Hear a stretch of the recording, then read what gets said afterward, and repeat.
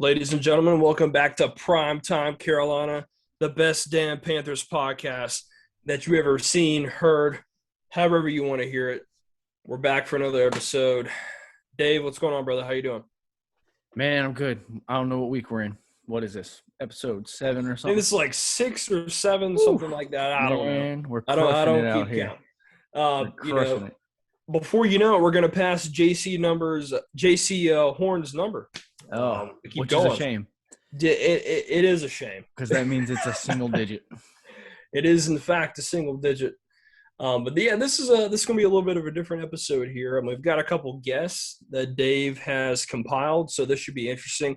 Got a couple Panthers fans in here going to give their opinions, their thoughts, their opinions of what has happened so far this off season through the draft. Moves that we made. So I'm excited. I think it's going to be a lot of fun. Yeah, it's going to be cool. Get some new voices in here, some new thoughts, some new ideas, see what some other wise Panthers fans will have to say. Yes, absolutely. So, it was a little bit of a slower news week, but we do have a couple of things we want to touch base on, and we're just going to go and get the cat out of the bag. Biggest news of the week, J.C. Horn picks number 8, goes with the single-digit number. He's going to be a bust now.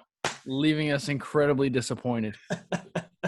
We were excited for that 24 to honor Kobe, but he went with 8 to honor Kobe, which it will look pretty clean, I'm not going to lie, but I still hate it because it's a single digit, and he's not a quarterback or kicker or punter, the only players who should get to wear single digits. It was funny because, I know he talked about the whole Kobe thing. So I was like, okay, he's going to pick 24. That's fine because a lot of great corners we've had over wore 24. That's great. That's good company to be in. And then he came out with the 8. And I was like, interesting. Not what I expected. But, obviously, how we feel on the number rule. We don't like it. I still don't like it. But, it is what it is. He's picked number 8. I think that kind of puts him out of contention for me to buy his jersey just on that alone. Yeah. I don't know, man. We'll see how it goes. I think it's going to look really cool. I need to see it on the field during regular season games to actually get like a feel for what I really think about it in action. Yeah. It's gonna be super weird to look at, but we've had that discussion a million times already. But yeah, but this actually brings me another topic. I'm a big jersey and number guy. I don't know why. I just have always been fascinated by that kind of stuff. Can you tell me why on earth the Panthers have not released all the numbers for the rookies yet? No, I don't know. It's pretty weird. Seems like we should know that by now. Because it just has to do with when they sign their contracts. Maybe, I don't know. Because I know Chuba Hubbard put out his. He's wearing 30. He is? Yeah, he's wearing 30. Okay. Which I believe was his college number. It was, yeah. No, it's weird because I've been – in the years past, it's been like a couple of days, and it's like, boom, here's the jersey numbers. I mean, not like it's a big deal, but always, something to anticipate, something to look at. And then I keep going on Twitter and other websites, and I keep seeing all the teams are announcing their numbers, and I'm just like, what? I mean, what are we doing? I just don't know why it's taking so long to get. I guess it could be the contract deal, but I just don't know why it's taking so long to get the numbers in. I don't know why. For me, that just is a big deal for me. I don't know why. Yeah, no doubt. All right, man. Well, you ready to bring in our first guest of the day? Let's do it. Let's bring in our first ever guest on the Primetime Carolina podcast. So without further ado, let's do it. Without further ado, let's let him in. All right, our first guest name is Chris. He's a proud Panthers fan since 1993. Checking in from the man cave. There he is.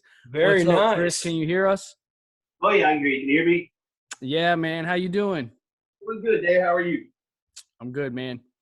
So, the draft is over. How you feeling? I feel really, really good about the draft. My original thought was I'd really like to have Kyle Pitts, but I was really not thinking he might be there at 8. And when I saw Atlanta, of all the teams in the world, Atlanta had to take it. I'm hoping that we would go defense. And J.C. Horn is a guy I'm really impressed with. Even Kyle Pitts said he's the toughest guy he had to face all 4 years of college. And that's from the SEC where they make cornerbacks. So I'm really impressed with that pick. I'm really happy with it.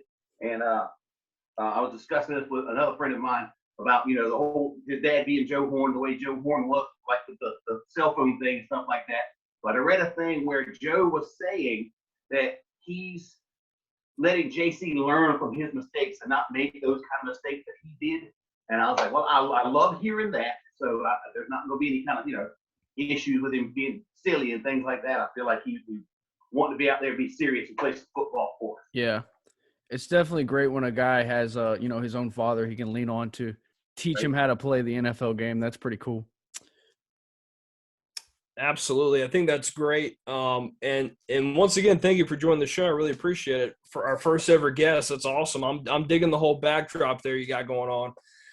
But yeah, I like what you said about J.C. Horn. I think he's going to be a baller. Like you said about Kyle Pitts, Dave here, he was a huge Kyle Pitts fan. He wanted us to pick him. I didn't think he would fall that far. Unfortunately, he did go to Atlanta. But I think, corner is something we've been lacking for a long time, a good lockdown corner, and I think that's a good position to fill. We could have went any position we wanted to, and I'm okay with the pick. I like it. Me too. I know a lot of people were upset we didn't go Fields, but I honestly don't feel like we're in a situation with quarterbacks right this very minute where we needed to draft someone that high. I'm not running out and buying a Sam Darnold jersey just yet, but I'm cautiously optimistic. I like what Sam can do. A lot of people are letting the Jets record sway their decision on how they feel about him, but they were garbage, but he was not. And like you look at there were 8 games where he was pressured. The league average of being pressured on your drop back is 34%. The 8 games he met that 34%. They won 7 of them.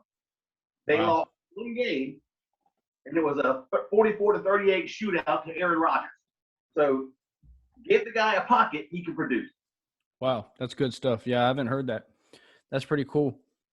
Yeah, that's exciting stuff. And, Tanner and I were pretty sold on the Sam Darnold idea. We're at least ready to give him 1 season to see how he does.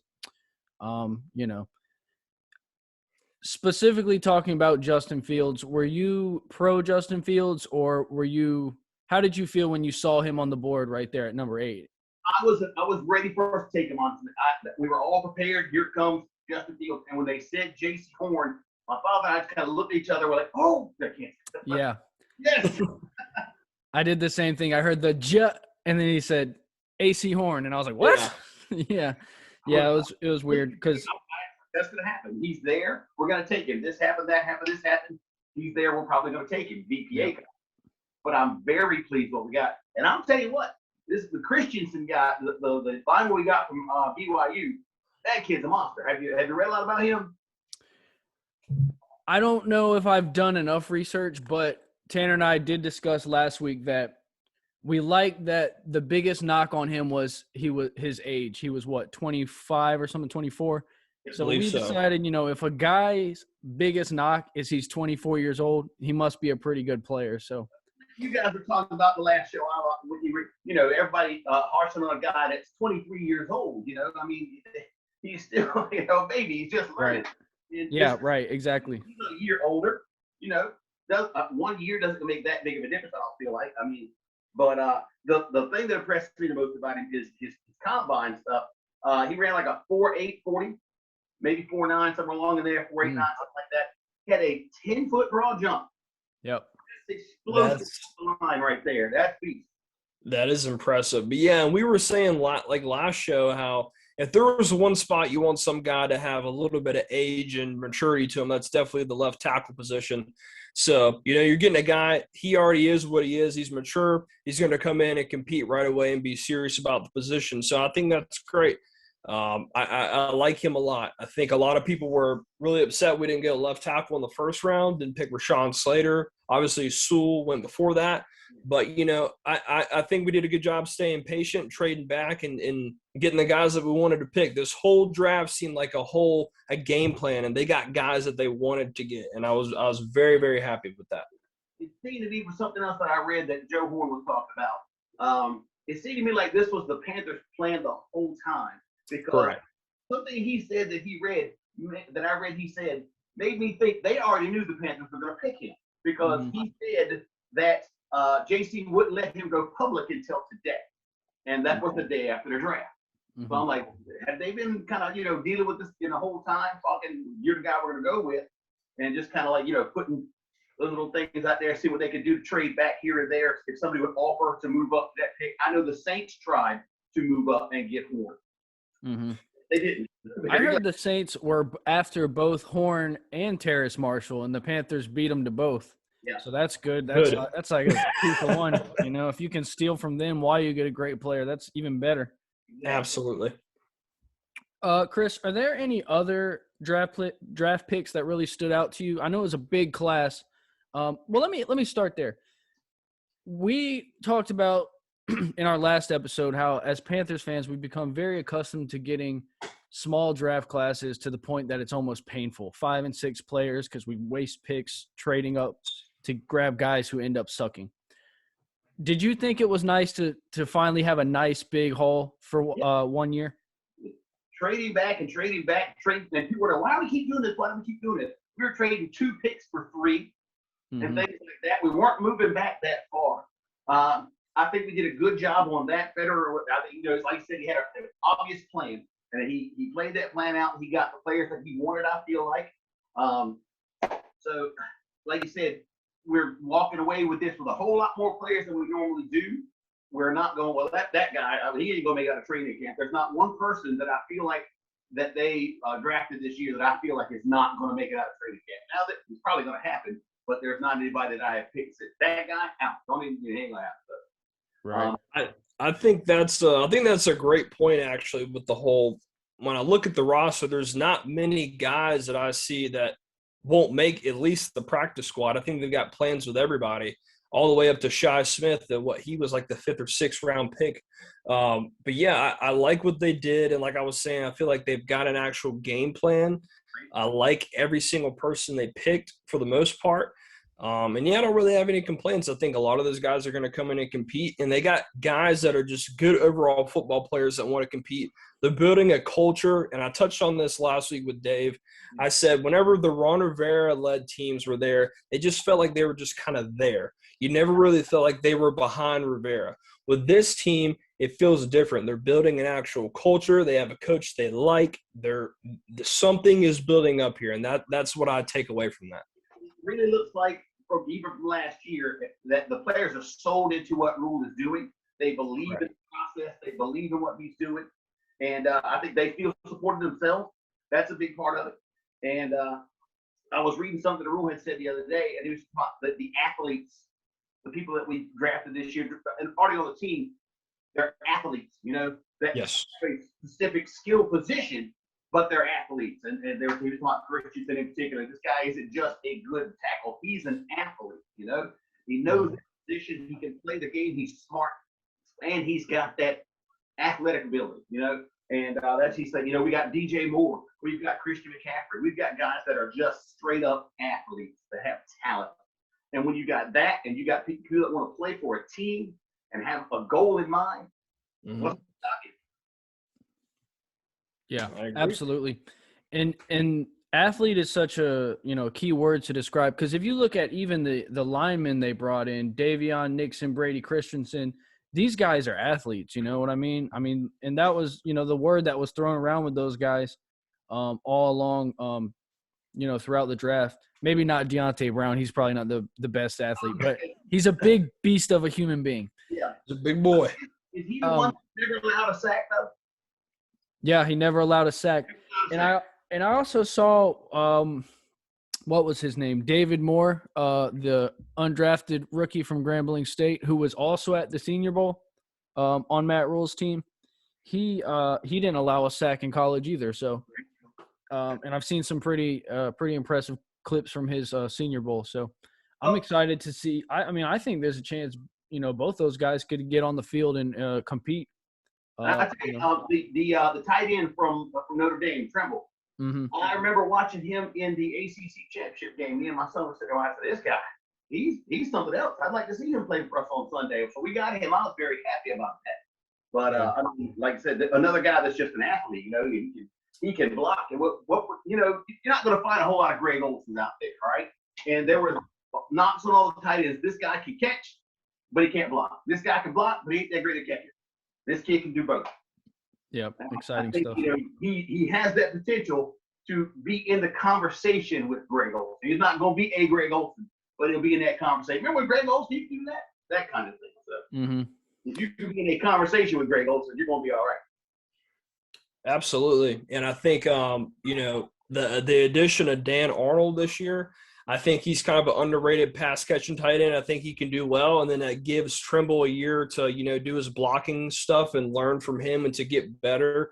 So I think he's going to be a really good pick. And something that I wanted to mention is that I feel like a lot of teams, we have an advantage because they overlook Matt Rule because he just came from college. So all these guys he knows, he's played against, he's tried to recruit. So last year's draft, this year's draft, and the draft next year, maybe the draft after that, he knows these guys. He knows a little bit more than them than the average scout because he's been in that college situation. So I think that helps him out quite a bit. Yeah. True that. Good point. All right. So Chris, I kind of was going to ask you this and I got a little off track there. We started, you know, going off in a million different directions. Were there any picks that really stood out to you other than, you know, after J.C. Horn? Like I said, the Trimble pick was one of my favorite ones. Like when we picked him, some of the catches he made in the ACC championship games, they instantly flashed in our mind. And then they started showing clips of that game while we were talking about him. Like, this dude's a monster, man. I can't wait to watch him.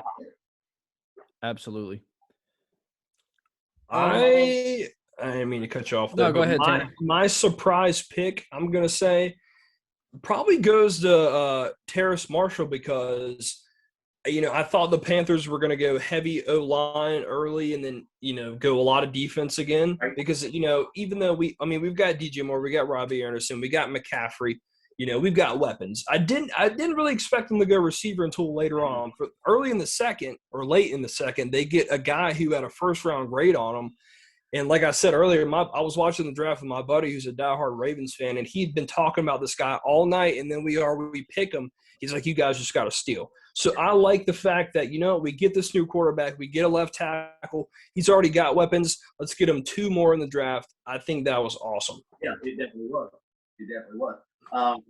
And this is the kid. I mean, he's big, he's strong, he can catch over the middle. He's something that we needed. All right. Yeah, sure. Yeah, no doubt.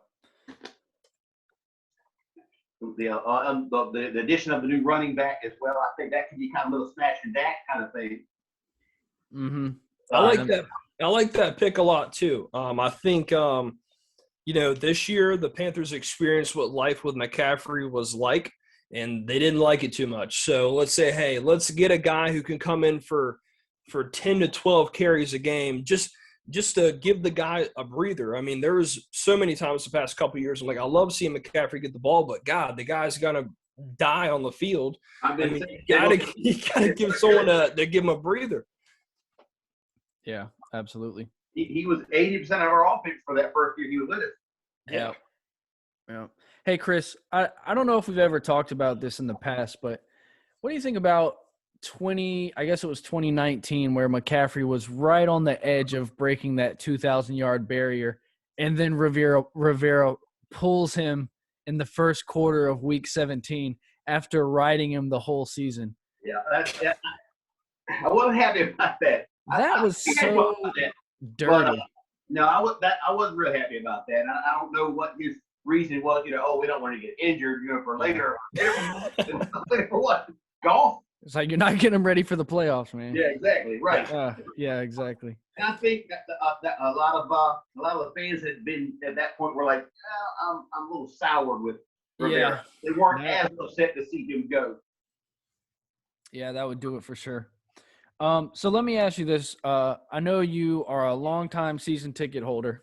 Right. I've caught you at a couple games. What's it going to be like getting back up in the stadium this year, man? Dave, before this season, I had missed 2 Panther games since 1995. 2 games. This year, I got to go to 2 games. It was rough. It was rough. We didn't get a tailgate. We hung out at a little bar. It was pretty nice. But Didn't get a tailgate. Didn't get to hang out with the people that I've known for 25 years going to these games, and it was rough. It was rough. Yeah. And the number of people, it just wasn't the same. Not having that number of people in the stadium, the loudness that stadium can get to. Yeah. I am really looking forward to being able to stand behind a truck and eat a hot dog while breathing exhaust fumes again. And I'm a little rusty. I got to start practicing cornholes. I may not hit the boards, but I'm so looking forward to being able to go to the game, do some tailgating, hang out, look at the game, and be around the people that I know and cheer on the Panthers. I can't wait to get back. I will say this until the day I die. People ask me, like, what's one of your favorite experiences in life? Every single time I go to a game, and no, win or lose, I don't care. Every time the Panthers like score a touchdown and I'm just there and the stadium just erupts, it is like the greatest feeling on earth, just celebrating with everybody. You don't even know these people. You're high-fiving them. You're chest bumping. It's like you're all 75,000 people are there for the same thing. And it's on another level. And it's something that I'll never forget. And I try to go to at least 1 or 2 games a year. So last year it didn't work out for me. This year I'm definitely going to be back, and I'm pumped. I'm super pumped. What was capacity, Chris? Say that again? How many people did they let in the stadium, the games you went to? I think the first one was like 6,000, something like it. I went to the Atlanta game, the Thursday night game. And that was like 6,000, a very small number. And the next one, I went to the Broncos game, and I want to say that was probably around 18,000. Okay, so let me ask you the first question I was building up to with that. How weak was the "Keep Pounding" chant with 2,000 and? It was not loud. They pumped in. They pumped in a little bit of extra noise. Oh, they pulled one out of Atlanta's playbook. Okay. Yeah, right. All right, let me ask you this. What was it like being there in that moment where we saw Teddy pull the Teddiest moment of all, where he threw that 2-yard drag on 4th and 8 against Denver? What was that like? It was one of those Teddy being Teddy moments, I mean, you get this little. I've always had a little thing where I think Teddy's gonna be all right. I think Teddy's gonna be all right. Well, Teddy blew that, but let's see what he can do next. And I'm one of those guys that I've only had one quarterback where I just I can't stand this dude. Get him out of here. And that was Jimmy Clausen. I stopped eating because of that man, literally.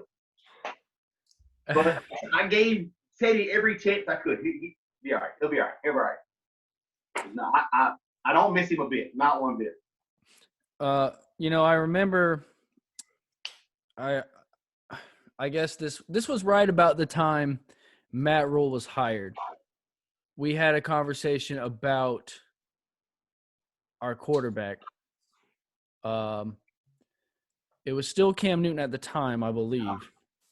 But I remember we knew Teddy Bridgewater was on the free agent market. And I remember you being adamant that you didn't want Teddy Bridgewater. I didn't. So what was your reaction like the day that announcement was made? Well, like I said, I'm one of those guys that, when they say he's next man up, I'm his backup. I'm there for it. I'm there for it. So I was like, Teddy's my guy. I got to rock, And like I said, I did everything I could. I cheered for him. I come on, Teddy, you can do this. You can do this. But I never hated Teddy. I never hated him. But I was not sad when he left. My biggest thing on Teddy before we got him was those pencil-thin ankles. I didn't trust them. No. I wasn't 100% sure about that knee. And now I'm real concerned about his whole arm, Noodle arm over there. I told Tanner this in the past. I really honestly believe they were trying to tank, and that was their way of making it look like they were trying. Yeah. Yeah. That was to piggyback off of that. There's signing guys like him and like Tyrod Taylor and your journeyman quarterbacks. That's basically saying, look, we don't want to compete, but we don't want to look like we're not trying. Right. So let's pay this guy 3 years, $60 million to play him for 1 year for a couple games to make it look like we're trying. When in reality, if we just could have been up front, started Will Grier or PJ Walker for the year, won one game, we would be having the Trevor Lawrence conversation right now. Right. So there like I agree with Chris. There was a couple times this year where I was like, okay, like he did something well. Like I like this. Let's see if we can build on that. But it was just never quite enough to get over that hump. And I think we pretty much landed in the same spot we knew we were going to be in. It's just not going to work long term. An easy pass on third down that he should have hit. He overthrows the guy or throws it behind him, something like that. Then he's got a 4th and 19 that he runs for and gets. If they kills it. Yep, that's right. And I'm gonna make this quick point real quick. Think about it. As bad as we were supposed to be this year, how many games were we in 8. Until the 4th quarter? 8. And there was how many times did Teddy have the ball? We could have scored and won the game. We could have been a playoff team last year if we just had competent quarterback play, and we would be having a different conversation right now. Of those 8 games, 3 of them I put on bad clock management and bad play calling. The Raiders was bad play calling. Yeah, I'd agree with that. The rest of them are solely with Teddy. He had the ball in his hands. Even the Green Bay game, where the fumble touchdown, the defense did their job and got him back in that game. Yeah, which was amazing under the circumstances. And they didn't do anything with it. Yep. And that was 5 games that we could have won.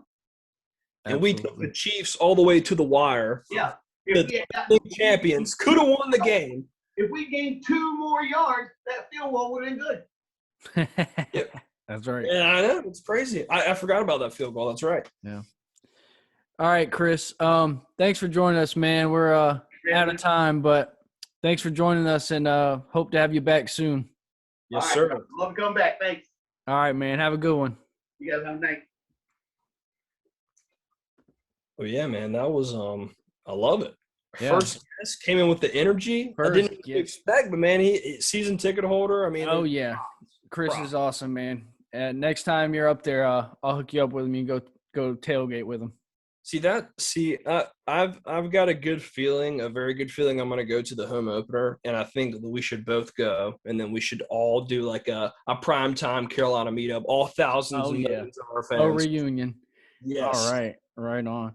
All right. So our next guest name is Paul. He got mad at me the other day for calling him by his teacher name because once upon a time he was my English professor at Brunswick Community College. Paul, are you there? I am here. I just need to figure out how I can share my screen. Oh, there we go. Start video. You're going to enjoy this.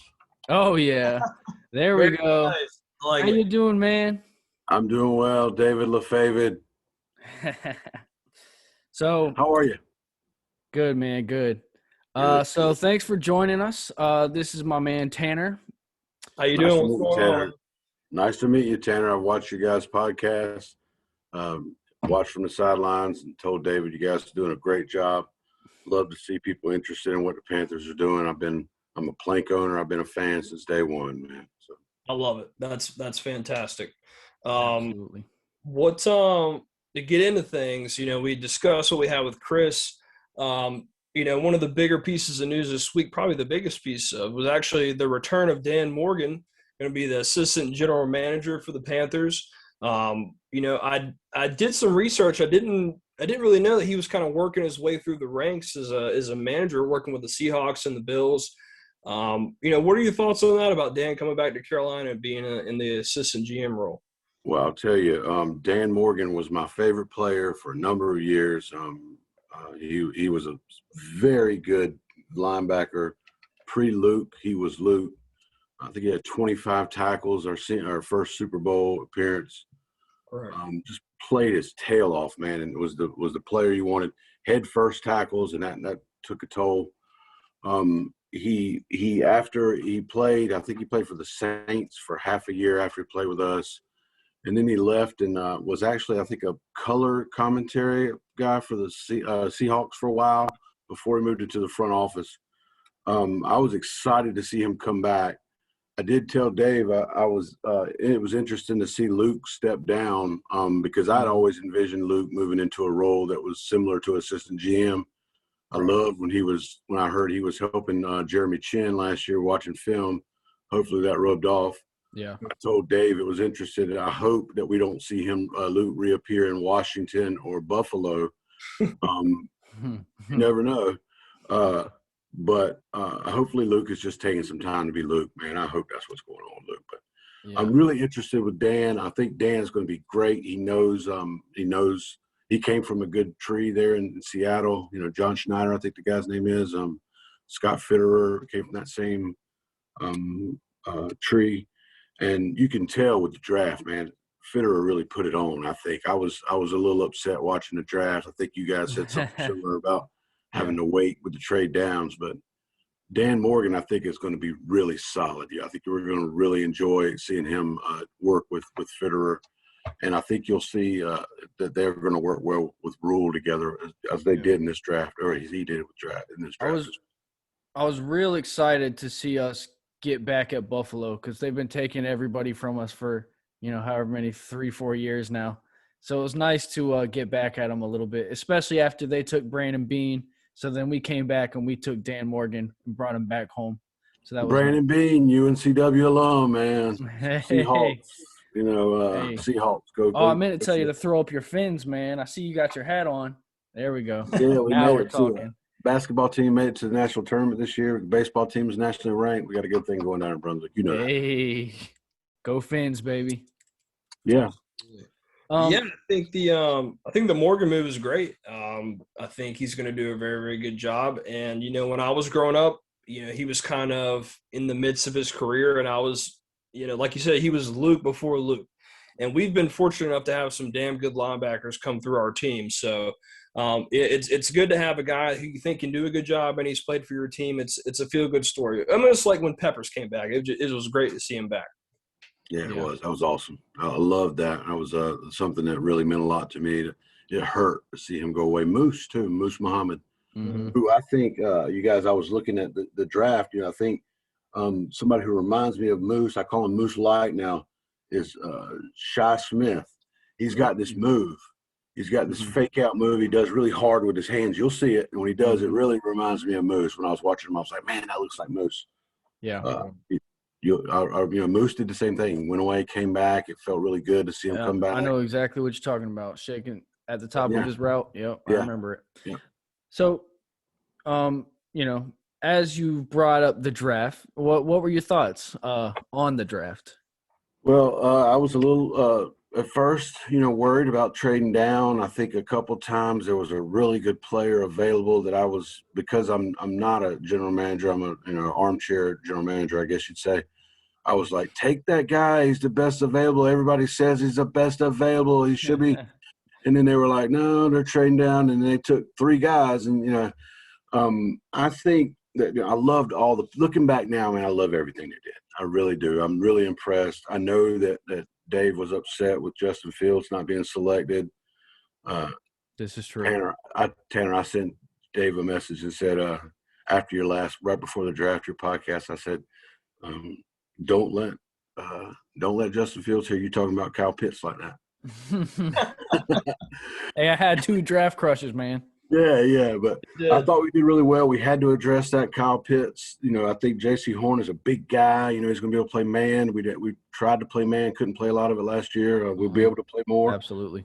Terrace Marshall's going to tear it up, I think. It's going to be some people are calling the steal of the draft or the best overall fit because of Joe Brady being there.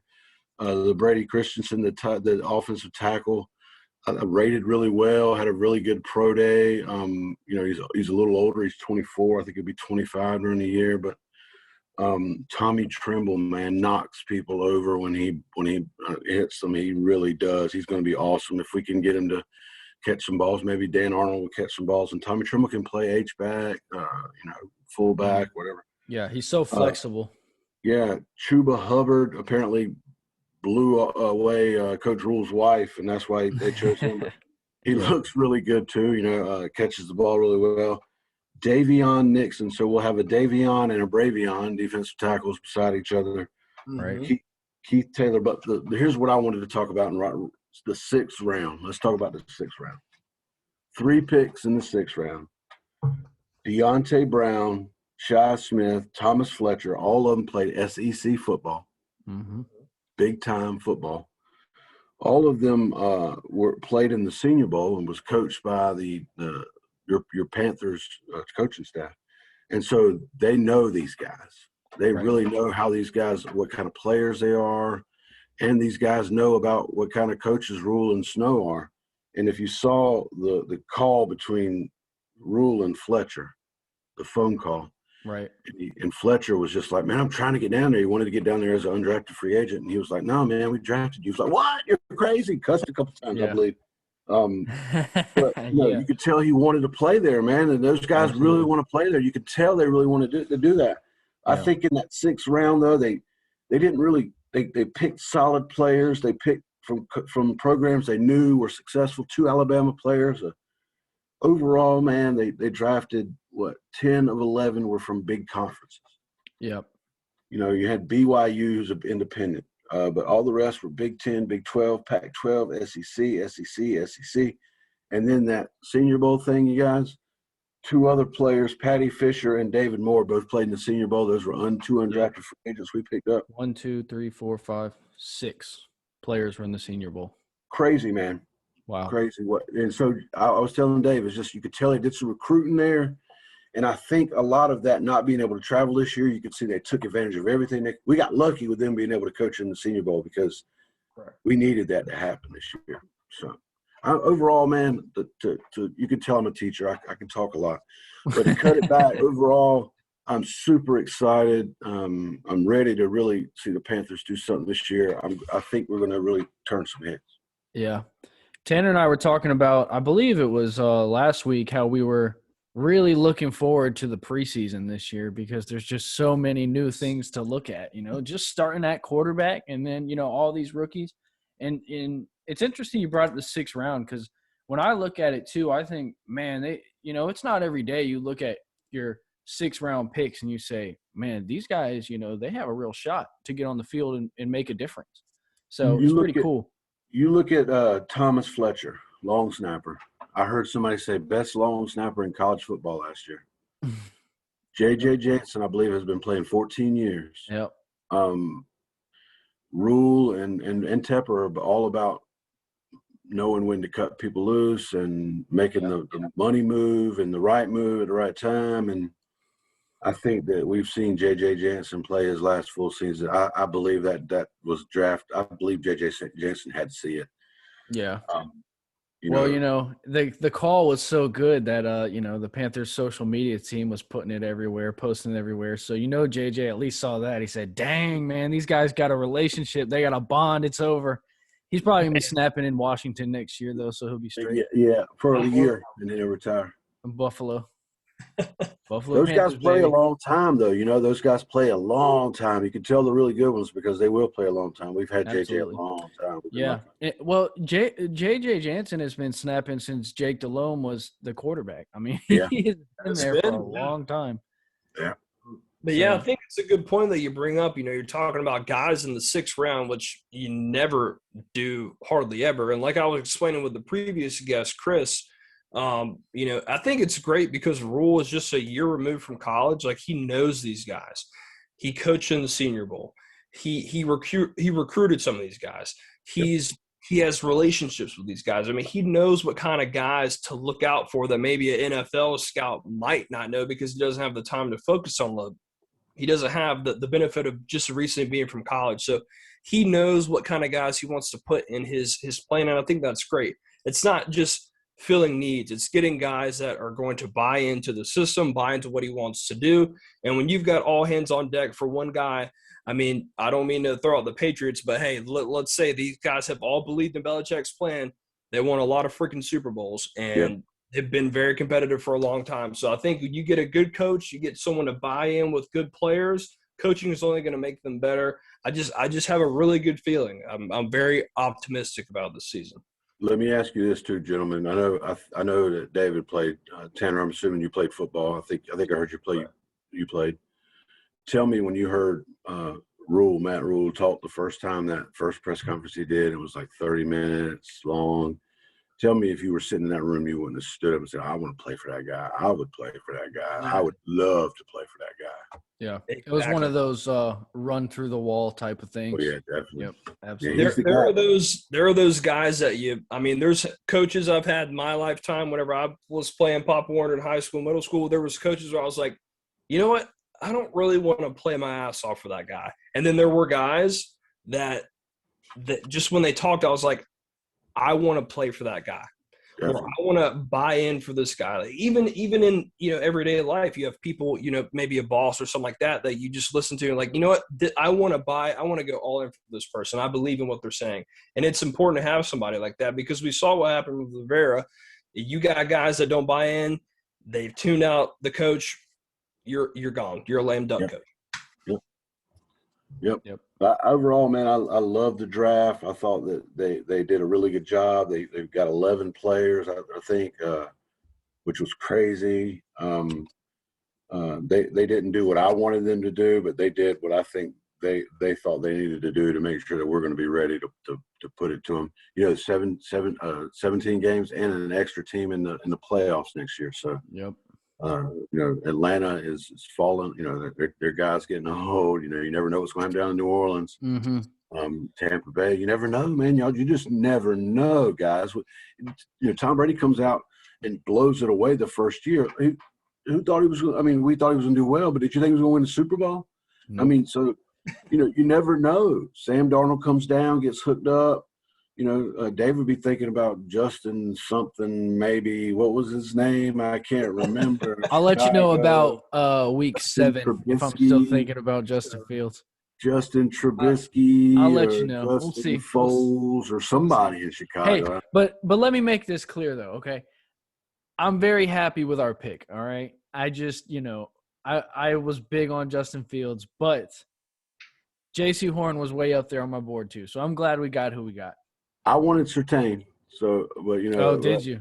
I saw something just before the draft. It was on CBS Sports or something. I don't even know who said it, but a guy who played. I recognized his name, and they asked him who he would pick for cornerback, the best cornerback, and he picked Horn, and I wanted Surtain, and I was like, just listen to what he said, and he said because if they were in a fist fight in a alley, he would want J.C. Horn, and I was like, okay. But then we ended up picking him, so I was thinking about that afterwards. But yeah, I'm really excited. How interesting was it that 3 of the top corners in the draft were sons of NFL players between crazy, right? Asante Samuel and Patrick Surtain. How weird is that? What's crazier than that? You guys are a lot younger than me, but you'll start seeing those names of players that you grew up seeing. Yeah. Well, I remember all those guys' dads. So I'm just saying it'll get more and more frequently. You wait till Chosen Newton is Chosen Newton is going to be at Auburn, and you're going to be like, hey, I want us to pick Chosen Newton. Anyway. Yeah. Well, I think Cam's little brother's at Auburn right now, isn't he? Did he end up at Auburn? I think he behind did. Nick's. Yeah. But I don't know if he's ever gonna get his chance to play or not because I know he wasn't like a huge recruit compared to how Cam was. So no, in Auburn they got that kid Nix, and he's pretty good. His dad was, I think, really good too. Is he still there? I thought he was a senior. Nix? Nah, he's a sophomore this past year. Oh, okay. Yeah, he played as a freshman. I don't know. Oh, that must be why I thought he was older because he was playing as a true freshman. Yeah, he came in and played. Well, Dave, you haven't asked the most important question. Yeah, I know. And you know what I realized? We forgot to ask our last guest this because this is the most important question. This is the most important. How do you feel about the new NFL number rule? I'm glad y'all said this because I was going to say it before y'all let me go. How do I feel about it? I feel a couple different ways. One, I'm an old school guy. You see, I'm wearing the 51. And I'm keep pounding. I remember when Brian Bosworth was not allowed to wear 44 and he had to wear 55 for the Seattle Seahawks, and Bo Jackson ran all up his butt and all up his face on Monday Night Football. Anyway, I think that let the guys have fun, man. They like wearing the single digits. There's so many numbers that are going to get retired after a while. It's going to be, there's going to be a time that you're just not going to be able to abide by those rules. So, I guess I was going to ask you about whether you thought Horn would wear number 1 or whether they would hand it out, because they don't hand out numbers at the Panthers. They don't give out 51 and they won't give nobody 89 and they're not going to give anybody 90. Yep. So. So I don't know if you saw it, but he's going to wear 8 So. Oh, did he say that? Hey, Yeah. I think that came out. Was that today or yesterday? I guess it was yesterday. It came out I think it was last night. a couple days ago. Oh, was it that long ago? I don't know. I thought for sure he was going to wear 24, so I was cool with that. Yeah, But he talked about 24. I think somebody asked him about 24, but I assume Terrace Marshall's going to wear 6, so we're going to have these single-digit guys. Oh, the great PJ Walker has number 6. He's not going to Oh, go. that's right. 6. You're That's right. correct. Okay. He's number 6. Well, he might. 5 is available. I don't know. That's true. I don't know if PJ is going to be around much longer, though, so we'll see. Yeah. You never know. You never know. I think that kid Tommy Stevens, tight end / quarterback. Yeah. He's around. He wears number That's 2. what I'm saying. That could take one quarterback spot right there. And, they're tied to Will Grier for the next 15 years because of that decision. So and because he's from Charlotte, so they got to have. And because he's from Charlotte. That's right. Good, so. Yeah, that's right. I really appreciate you guys having me on, man. You guys are doing great. Keep it going. Have more callers. I think that's a great idea. I love that. Yeah. I can't wait to watch and see what the other people Yeah, have to say. it's been real fun talking to some new faces. So I get real sick of Tanner, so you know how it is. How'd y'all meet, real quick, if you don't mind me asking? We met working fast food together in high school. At Chick-fil-A. At Chick-fil-A, Yes. yes, sir. Chick-fil-A boys. I remember. See, Dave, I remember. Yeah, I remember all this. That's a good memory. Hey, thanks a lot for having me. It's a little late for an old man like me, so I appreciate you guys having me, and good luck with everything, and go Panthers. Keep pounding. All right. Appreciate Yes, sir. it, Paul. Thank you. Have a good one, man. All right, we'll Keep see you. pounding, man. See you. All right, buddy. Later. See you. All right. Another great call, man. This is I've been very impressed. I'm not gonna lie to you. I didn't really know what to expect, but this has been great. I love having some older, wiser fans join in that know what the hell they're talking about. I love it. Yeah. Well, I can't relate to people my age, so I just talk to old people all the time. I guess. I don't know. Not that you guys are old when you see this later. You're not old.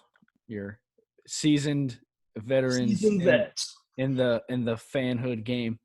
All right, so full disclosure on this next caller, all right? He's not a Panthers fan. He does root for the Panthers, but he's a Jets fan, and he's my brother-in-law. He wanted to be here today because he's sick of us trashing the Jets, and he wants to defend their honor. Is he going to defend Sam Darnold? I don't know, but that's one of the main reasons I wanted to get him here so we could see what his opinion on Sam Darnold is. All right, So, without further ado, we're going to let in my brother-in-law, Mitch. Mitch, what's up, bro? What's up, fellas? Yeah. What's going on? What's up, dude? Have y'all met before? I don't think so. All right. I don't Well, think so, Tanner, but Mitch, from what I Mitch, heard, Tanner. you're a massive Sam Darnold fan. Is that true? Massive might be a little bit of an overstatement, but I'm definitely on the side of I think you guys got a decent one for sure. Okay. All right. That was the important question here. So, what do you think is gonna happen this year for Sam Darnold as the Panthers quarterback? So I think he's going to have a pretty successful year in your system. Definitely more weapons with the Jets. Definitely a much better QB-friendly system than he was in for sure. Definitely some more stability. I feel like you guys still have some pretty good coaches. I think he still has another year or two of like growing pains in him. He's not going to be your perfect quarterback right away, but I think you guys will definitely end up in that mid-range, probably about 8-8. Not 8-8 anymore, but I guess it'd be 9-8 or even possibly even like 10-7. But I'm definitely rooting against y'all because, we got your pick coming up in the second round. We need y'all to go down. We need that big high second pick. So I'll be rooting against y'all for that. I don't like that answer, Mitch. Panthers podcast. Hey, man, y'all been trashing the Jets pretty bad. I got to get a little bit of payback. That's what I wanted to. I wanted to give you your chance to defend the Jets. Let's do it. Yeah, tell us why we should be optimistic about the Jets. All right, so the reason that I believe the Jets traded Sam Darnold was not because of like a talent problem or they didn't believe in Sam, but it was more for like a financial standpoint. So if you look at it like the new kind of like way or path to the Super Bowl that everyone kind of plans out is getting a QB on a rookie contract. So therefore, when they got Zach Wilson, they just hit the reset for 4 more years. They get him on a new rookie deal which Sam Darnold, you guys know, you get him for like $5 million this year, but you just picked up his $15 million fifth-year option. Correct. And if you just look in like the past of like Patrick Mahomes on a rookie deal, Jared Goff on a rookie deal, possibly Josh Allen on a rookie deal if he can put it together, Russell Wilson on a rookie deal, it just seems to be like the new path that everyone's – and even Carson Wentz, whenever the Jets GM was in with the Eagles, he did the whole Carson Wentz thing where he had him on a rookie contract. I know Carson Wentz went down in the season, but I think that's what he has kind of in store for what the Jets' future's like about to hold. It was more of a financial decision, not a talent standpoint, because I think Sam Darnold, he definitely thought still had potential and everything. He just needed to hit the financial reset in order for the Jets to be successful. If that makes sense. Yeah, I see what you're saying because, it's not like the Jets are, 2 years away and that's when they would need to re-sign Sam Darnold. So I see what you're saying. Yeah. Y'all are in a much better position, I think, in terms of your weapons, your skill players and everything. Like Sam Darnold can be more beneficial to you guys, but to us, like you said, we're probably 3 years or 4 years out before we can even make a decent playoff push. So it made sense to hit the financial reset, get Zach Wilson on that New Year rookie deal, build around him, give him the right weapons, which we never gave Sam Darnold, and maybe we can turn it around. I'm not gonna lie to you, man. I'm a huge fan of Zach Wilson. I think the beginning of the draft cycle, the speculation before they had him mocked at number 2, he was mocked a little bit lower, and I was a big proponent of the Panthers getting him. But I think the guy's he's super flashy. He's got a lot of talent. I think he can put it all together. I think the Jets. I like the Robert Saleh hire. I think he's a very, very good coach. I loved him in San Francisco. I think you guys need a good hard-nosed guy to come in there and clean house. So I think you got that with him. But I like the Zach Wilson pick a lot, and then I like what you guys also did. Did you guys trade back up in the first round? Correct? Is that true? We traded up in the first to get Vera Tucker. Yes. Which I think the Jets might have gave up maybe a little bit too much. I think they could have probably done like a third and a fourth or a third and a fifth. But hey, we need help on offensive line bad, so I'm not mad about it or anything. We definitely needed it. Exactly. But yeah, they had him rated as one of the higher tackle/guards, so I think he's going to be a very good player. But yeah, I like what you guys did. I think it's all, what you said with the financial system is also correct. But I think it's also true with like when you get a new staff and they want to go with their guy, they don't like doing retreads. So they say, hey, we're just going to scrap it, get our new guy and start over, which is fine.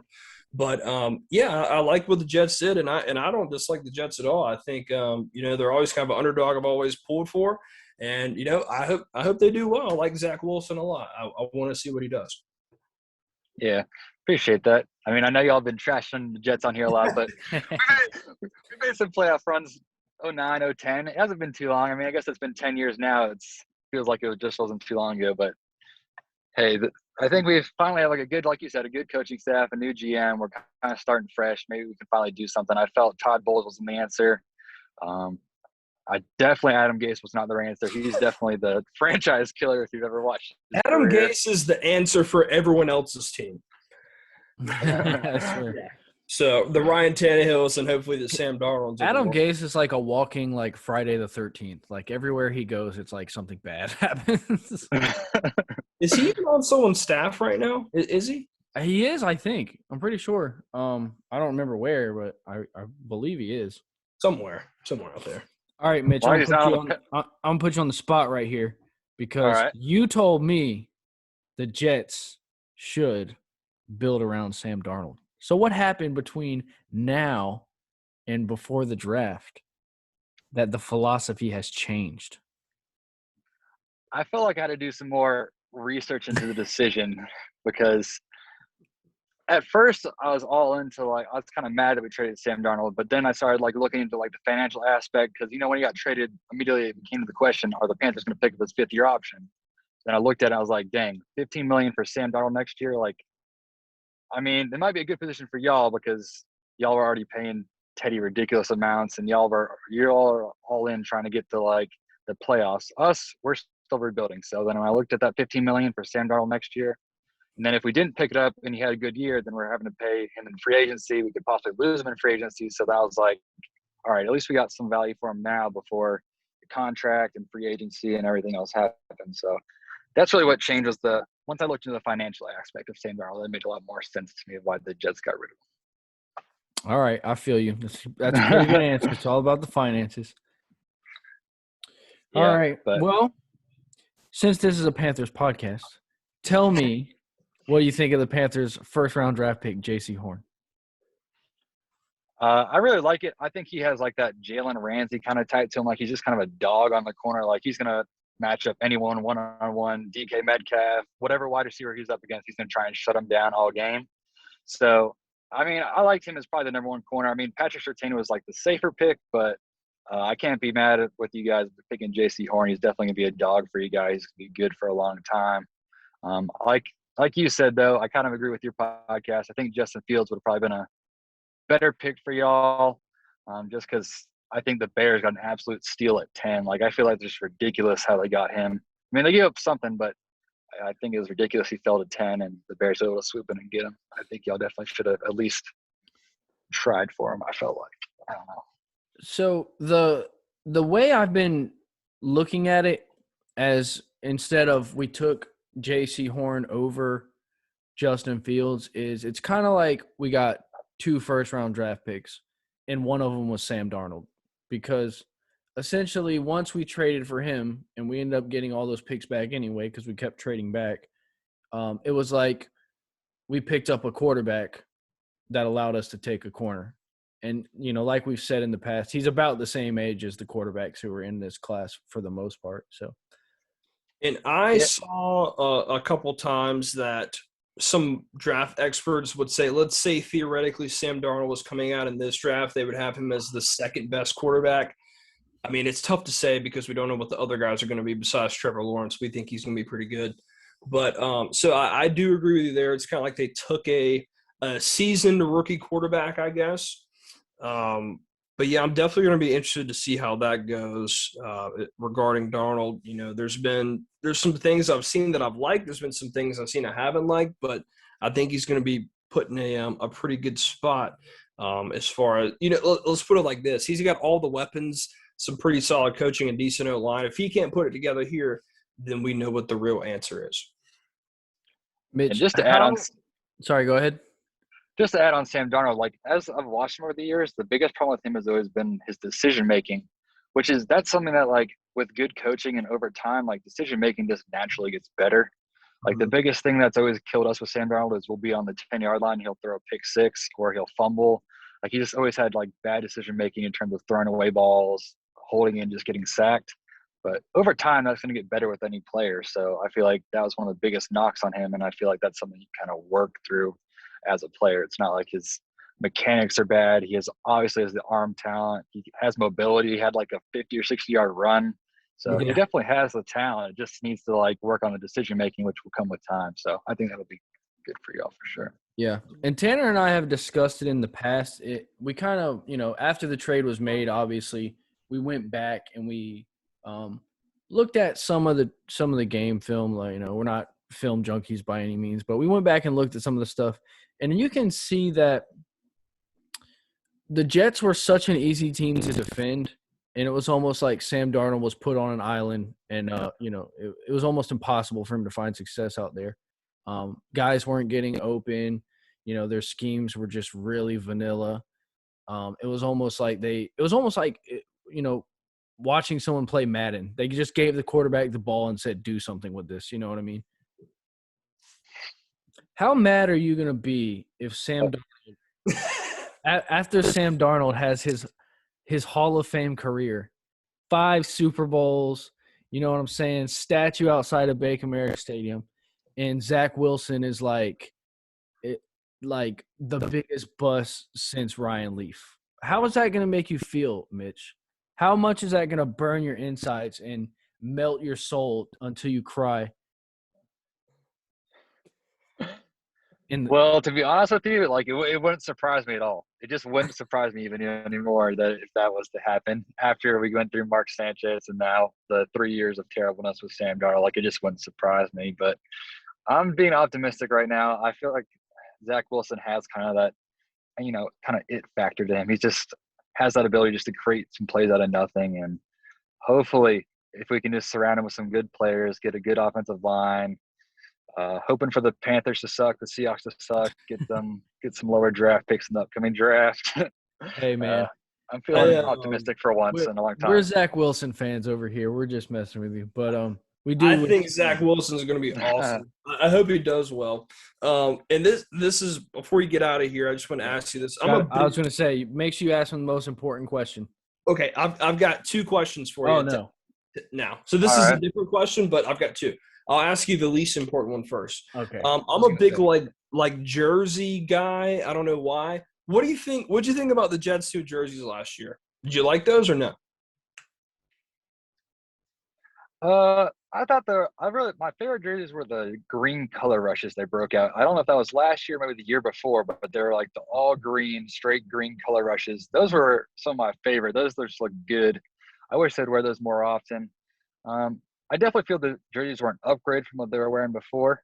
But color rush is definitely all-time favorite for me, at least in the past couple of years. Gotcha. I thought when they first came out with the new jersey, I was kind of like, but they kind of grew on me as the season went on. I kind of like the all-black ones. I think that's kind of a black and green is kind of a good mix. But now for the most important question of the entire show is what is your thoughts on the NFL rule change for the numbers, allowing skill players to wear single numbers? Because I don't know if you watch any of our stuff, but me and Dave cannot stand this rule. I just want to know your thoughts on that. So I actually agree with you guys on number thing, just because of I'm not like agreeing with you guys because like I'm old fashioned. Like Dave keeps saying he's old fashioned. He just wants whatever that to be the rule forever. I'm more on the side of it's going to ruin people's ability to differentiate players in terms of a quarterback's used to seeing DBs, linebackers, and different positions in certain numbers. So when you're looking around the field and you see a linebacker in 1 or 2 or a cornerback wearing an odd number, I feel like it's just going to throw off a lot of quarterbacks, especially that have been in the league for a while and grew up in football. So I just think in terms of a fairness standpoint, it's going to be kind of weird and kind of throw things off a little bit. I feel like, I don't know, how do you guys feel about that aspect of it? It throwing off the game, throwing off quarterbacks, throwing off skill players and stuff like that. To me, it sounds like you're a Jets fan who agrees with Tom Brady, which is quite a sin over there in the Jets country. Wait, did he say something? Did Tom say something on that? I didn't. He said, he talked about that. But no, I think the same thing. I agree. Yeah, Tom said something like that. Oh, really? Yeah, he said something about that. And I take back everything I said. I love the jersey change. Best rule ever. Nah, man, I agree with you. I think if I was a quarterback, that would be weird, after years of seeing, 51, 52, 57. And all of a sudden it's 6, 7, 8, I don't know. And one of our biggest gripes is that it just when you watch the preseason and you see your 7th string running back in the game with number 5 on, you're like, okay, this team clearly ran out of jerseys to give the guy. All of a sudden your star running back's wearing number 2. It's it's just weird. It seems very collegiate and bush league to me. It just seems like such a college thing. I just it kind of takes away from the professionalism of the NFL. I don't know why. Yeah. And I'm not even an old guy. I'm 24 and I'm still complaining about it. So yeah, pretty. I was talking more about Dave. That guy sucks getting 32. Hey man, I'm the oldest one on this podcast right now, man. How does that make you feel, Dave? You guys need to respect your elders if you're gonna be on podcasting. No, all right, man. Thanks for showing up, Mitch. We appreciate it. And go Panthers and go Sam Darnold.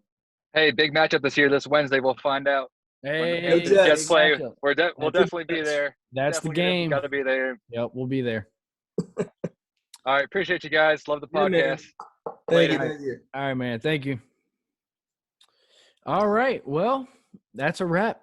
That was a fun little hour we just had there talking. I thought that was awesome. Yeah, I think that was perfect. 3 guests perfectly fit in that hour time range. That was awesome.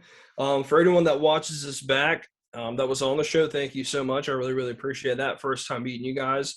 I love having people that are informed and know what they're talking about. There's nothing worse than talking football with someone that doesn't know football. Let me tell you, it's the worst. So that was awesome. I really, really enjoyed that. Yeah, I appreciate everybody who joined us tonight. Appreciate everybody who listened to us tonight. Catch you guys next time, I guess. I guess we'll put out something pretty soon with the schedule release coming out. You're forgetting something. We haven't talked about the most important question of the night. Is it about single digits? Well, we discussed that enough tonight, but I did want to ask you real quick before we get out of here, because we have a chance to talk a lot of topics. We touched on it, but what do you think about Dan Morgan being the assistant GM? Is that I know it's something that we're not going to see on the field, but from a personnel perspective and him being a former Panther great. What do you think about that? Well, obviously, that's great to bring in one of our own guys back into the building, and obviously he's worked really hard to get to where he is. Bills fans seemed really upset that he was leaving, so that's a really good sign. And obviously over the last few years they've found a lot of success, so hopefully we can try to emulate some of that, which is funny because whenever they started building their little mini dynasty they got going on right now, it was when they started stealing all our people from what was supposed to be our dynasty that never happened. And now they just basically took that dynasty, moved it up north, and now we're stuck here, with a new coach. It's okay. We just built an even better dynasty. That's all. You know what? I'm feeling it. I like what we're doing. Something good's brewing. I agree. What are your thoughts on that? I'm sorry. No, man, I think it's great. I think he's done a good job. I think he's got a lot of a lot of cosigns from a lot of guys in the management roles. He's did his time. I think he's even going to go harder at this because this is the team he played for. He had his career at, so it's going to make it even a bigger challenge for him and more competitive. For all the I'm not old by any means, but anyone that's a bit younger than us that might not know, Dan Morgan was a freaking beast whenever he was. It was very, very sad that his career was cut short due to injuries because, like our guest Paul was saying, he was Luke Kuechly before Luke Kuechly. And it's sad because we've had a couple linebackers like that. Him, John Beeson, we got Thomas Davis back, fortunately. But there was a long time, man. Dan Morgan was a freaking monster, man. Yep. And he was a beast. Yeah, and if you go back to our Super Bowl run in 2003, yeah, that was our Luke Kuechly. And it was kind of like, in my opinion, Dan Morgan and Will Witherspoon were kind of the original Luke Kuechly, Thomas Davis, just that, dynamic duo at linebacker. And it was weird because it was 10 years later or whatever, but it really did feel like history repeating itself. Because I just remember watching those two great linebackers as a young kid, and then as I got older, suddenly we had this transition to, Luke and Thomas Davis. And so, 3 or 4 of some of the best guys to ever suit up for our team for sure. And you know what? Ever since he retired, there has at least been one time every game I go to, I see at least 155 jersey. So I feel like people will definitely be breaking them out even more this year. They're old school ones that they got going on. Yeah. And people who are around, man, they remember Dan Morgan. Dan Morgan was a beast, Absolutely. There's a reason he had all those concussions. It's because he was a fearless leader out there. He was hitting people for sure. Hell yeah. Man, I got to tell you, this is my favorite show we've done so far. This is awesome. This is all a credit to Dave. This was his idea. So y'all let him know. Nah, yeah, man. You know me, man. I'm just great like that. I got all these great ideas. I'm just doing my thing, putting on for the show. That's right. Hey, man. Well, shoot, man. I guess we can wrap it up. You got anything? No, man. Go Panthers. Welcome back, Dan Morgan.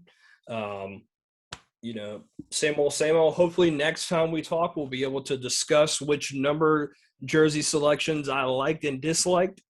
True that. Better not be any single digits. All right. But yeah, man, same old. I like what we're doing. Every time I look at this roster and I just do more research and I look more into the team, I have optimism that I haven't felt in quite a long time. And with the Rivera teams, I would always say, well, I'm not optimistic, but we have Cam Newton and Luke Kuechly. Maybe we could put it together. Yep. This year, I feel like, hey, this feels like a team that, they know what they're doing. They're putting something together special. I'm not saying we're going to win the Super Bowl, but they're putting together a good team down here in Carolina. Yep. And, I beat this drum over and over, but I think it's a 3-year process. The first year's out of the way. This second year, I expect us to take a big step forward. And then I think that third year is really when we are going to have a chance to make a deeper playoff push. But, yep. So anyway, thanks anybody who's still here listening to us. Hit that like, subscribe, spread the channel. If you know a Panthers fan who needs something to listen to, why not give them a couple of idiots like us to. And if you want to be on the show, hey, you can be on it. That's right. Leave us a comment that you want to be on the show, and we might get you in on the next one. That's all you got to do. Hey, all right. Good night, everybody. Good night, guys. We'll talk to you next week. Peace.